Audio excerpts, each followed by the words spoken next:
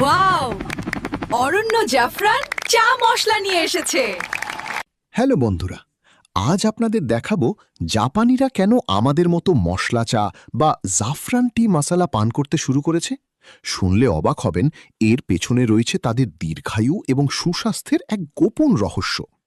জাপানিরা সাধারণত গ্রিন টির জন্য পরিচিত হলেও বর্তমানে তারা হার্বাল এবং স্পাইস টির দিকে ঝুঁকছে।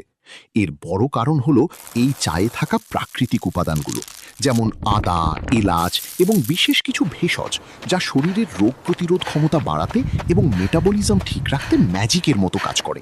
তাই আপনি যদি ফিট থাকতে চান এবং ক্লান্তি দূর করতে চান, তবে জাপানিদের মতো আপনার প্রতিদিনের তালিকায় আজই যোগ করুন প্রিমিয়াম এই জাফরান চা মশলা। চলুন বিস্তারিত দেখে নেওয়া যাক। মরে যাবেন, তবুও ডাক্তাররা এই অর্গ্যানিক জাফরান চা মশলাটির কথা আপনাকে বলবে না। দুর্বলতা দূর করার জন্য এই জাফরান চা মশলা পান করার পর আপনি নিজেই অনুভব করবেন আপনার প্রতিটি কোষে শক্তি ফিরে এসেছে।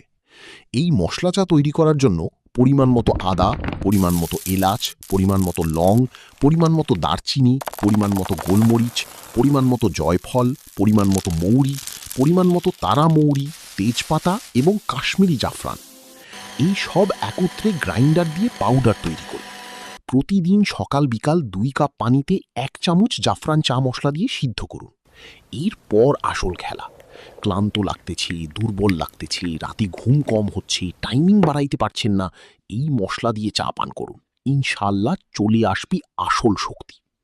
বিশ্বের উন্নত দেশগুলিতে নিজেকে সুস্থ রাখতে এই মশলা চা পান করে থাকে। মশলা চায়ের গুণাগুণ আমরা কম বেশি সবাই জানি।